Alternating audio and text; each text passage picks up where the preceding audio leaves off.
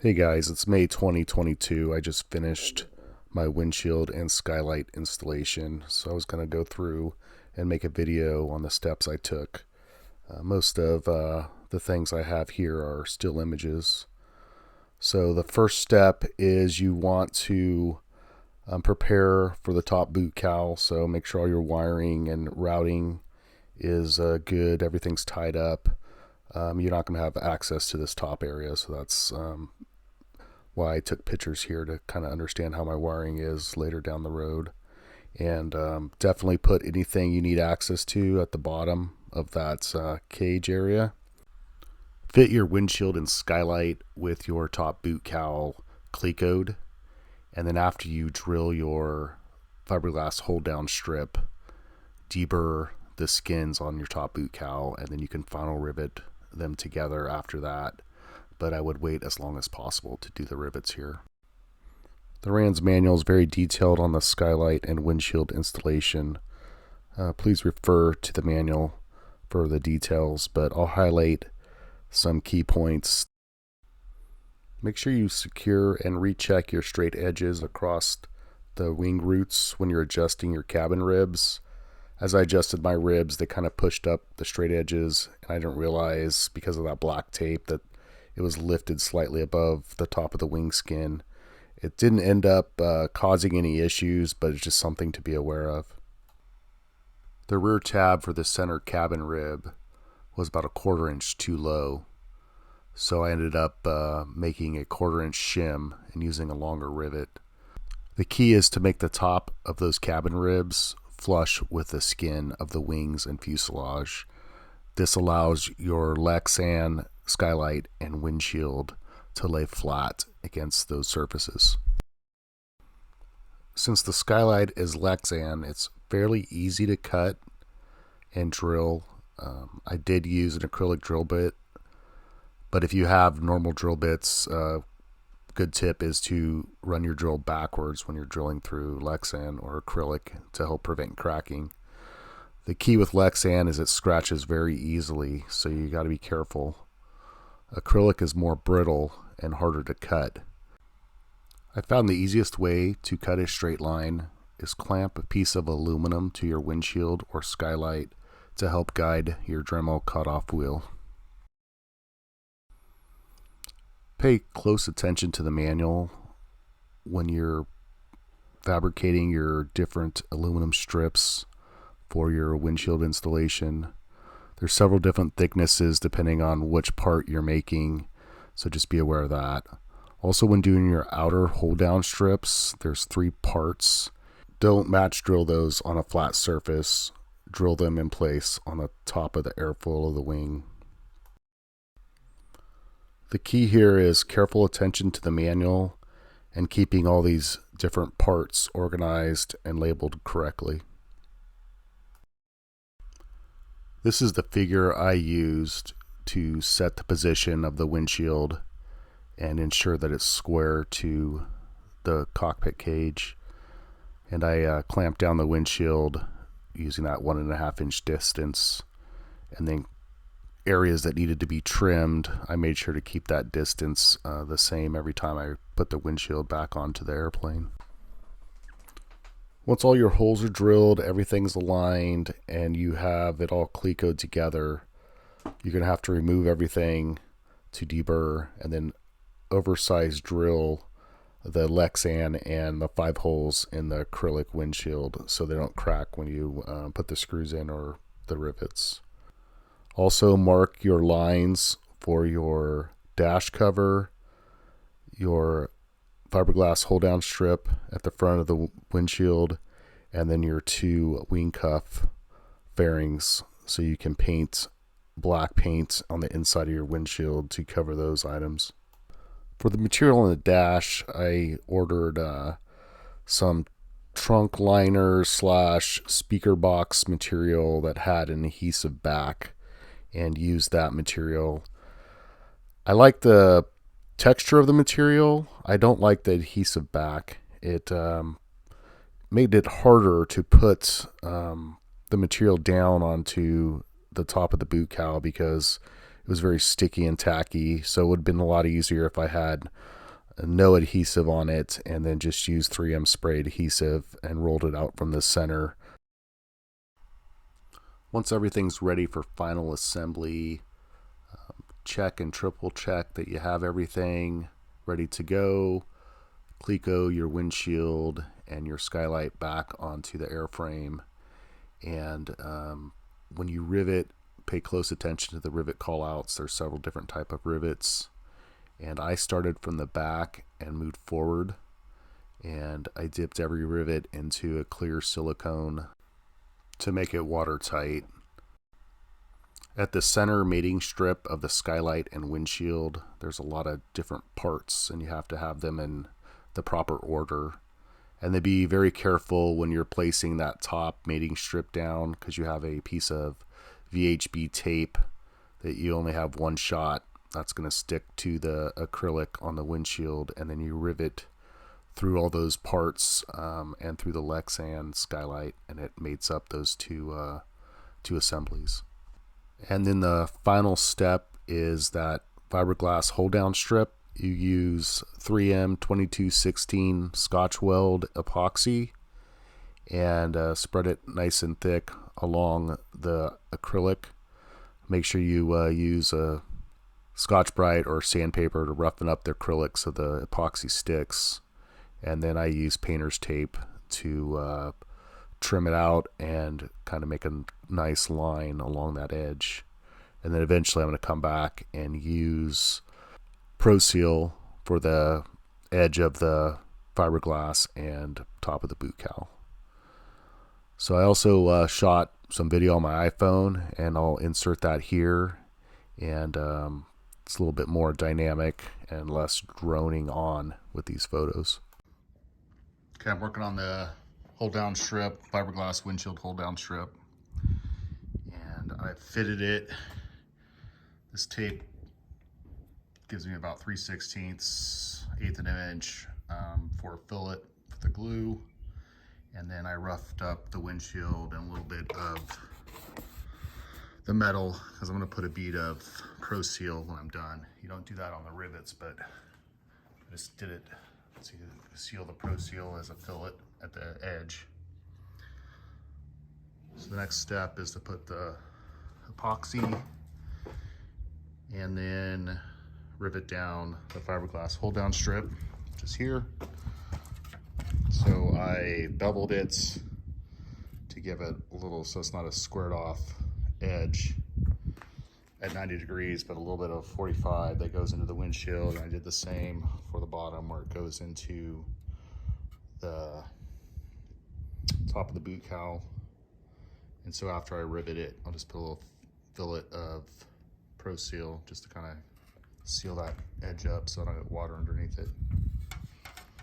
The rest of the windshield is riveted, Z-strips, and at the top it kind of goes away from the center of the tube, but down to here it was a little bit over center, so I've sanded it down here a little bit. So when your door is going to come into this section here, so you got to make the door, cut the trim on the door to fit flush against that. Then skylight, and then the strip that joins the skylight and windshield. Use a piece of 3M VHB on the windshield side. The skylight side is Lexan, so that's drilled in. And on the Lexan, you drill it number 28s, a little bit bigger than number 30s to give you a little bit of relief so the rivet doesn't crack the Lexan. And these hold down strips, windshield's a little bit thick here. So with your 1/2 inch foam tape, it kind of pops that up. I'm hoping that as the foam tape settles, flattens out a little bit. And I still got to do a little silicone, trim it out with some painter's tape, and then put a little fillet of silicone on all the different edges. But keys to the windshield is you get the distance from here correct per the manual. I believe it's 1.5 inches. And then what that caused is I had to cut a little bit off on the back end. It was straight as far as, it wasn't crooked against the Skylight glass, but one part is the support tube under here. It's really close to your fuel level.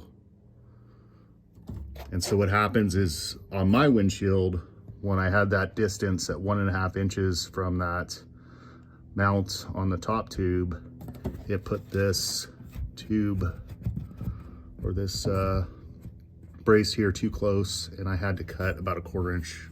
Well, maybe it wasn't quite 1/4 inch, it was 3/16 or something of the windshield to move this a little bit forward so I didn't have interference there. And then the other thing is when you're doing these Z-strips, this kind of clamps the windshield. There's no drilling through the windshield here at the Z-strips, just clamping action. So the edge of the windshield's not quite to the down, this tube. So you're gonna have, sometimes this side was okay. The other side, when I had it all lined up and fitted, it's a little bit too much on this side, so I had to just cut a little bit off. Other than that, everything was completely fitted, windshield, pretty much final shape. I do see, and I don't know if this is my ability to put on the top boot cowl, which I had a little bit of issues with, but I can see this rivet's showing through, but if you go to the other side, the rivet is just slightly underneath there, so I don't believe that caused too much. And I could see on this line here, the windshield is slightly different, but pretty much it's even on both sides. As far as the back, this back strip, you kind of have to miss all the other rivets that are underneath here for the tabs and the strips underneath when you do join the tail cone. I ended up putting these rivets at the back end here. I know there might be a little bit of lift here that gets water underneath. I'm gonna put a fillet of silicone on the front. But for me, that was the best place to put the rivet line, just because I was avoiding the other rivets, and then the tab rivets are a little bit this forward, but I put this over when I build my tail cone, I hold down strip, or there's strips underneath there that you build when you attach the tail cone of aluminum. Their rivets are about in line here, and they're pretty much in between. So you just have to watch that. It's a little bit easier because you got to clear Lexan to kind of transfer the lines. And everything, you dip your rivets in a little bit of clear silicone, RTV, as you rivet along. Make sure you check your rivet callouts. Like these are 44s, these are 43s, these are 44s, and don't use a too short of a rivet. But all in all, and the other thing is make sure you cut away your protective material so you don't rivet it underneath something. So basically I pulled it up and used an X-Acto knife just to cut it away. Be careful not to cut your windshield or your Lexan. And so the thing I have not done is the flap gap seal here, and there's another wing root seal to the door. And then the doors are done. I just need to do the door handles and the latching mechanism, but the doors are built. And beyond that, I need to tie up some wires in the back for the trim, tie up some wires for the magnetometer that's in the back. Everything underneath the seats are pretty much zip tied and ready to go. The other thing, as far as the boot cowl, so I don't have my engine. I'm still waiting. So my thought is, I've seen RANS at the factory, they'll leave the boot cowl off for as long as possible. They even attach all the rivets except for these 4 here where the boot cowl goes on the windshield. That's what I'm about to do. But then when I get the engine, I'll be able to hook up my ignition boxes. I ended up getting some coax already that I bought myself instead of waiting for the coax with the engine, just because it's a little bit hard to get through these holes if you have this riveted on already. But only other thing is when I rivet this on, I'll need to loosen this bolt under here because the boot cow slides under there. I'll have to lift it up a little bit, slide it in there, and put that bolt back in. And then rivet it to the tabs underneath. Rivet the boot cowl. There's a angle strip that goes through here. I've thought about putting an access panel in the boot cowl. I just not sure what the best way to do that is, because you got an angle coming through here, and also it's pretty easy to get to the stuff just from under the seats. A lot of room. And then the reason this is down is I hadn't screwed this because I was doing clecos from the back side, and it was grounding out my master and turning on my plane, so I just pulled this down so the clecos can go in there without touching the back of my master switch. So time to get out epoxy.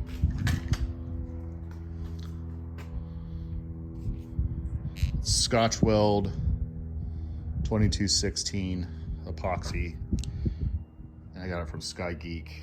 I think that was cheaper than Amazon. I actually have a bottle from or a thing of it from Amazon, and then you have a special mixer gun and a mixer nozzle. And the nozzle came with the tube from Sky Geek, and I got two of these. I'm going to use this one right now, and then for the plastic piece here that goes, that fairing, I'll use some more of it.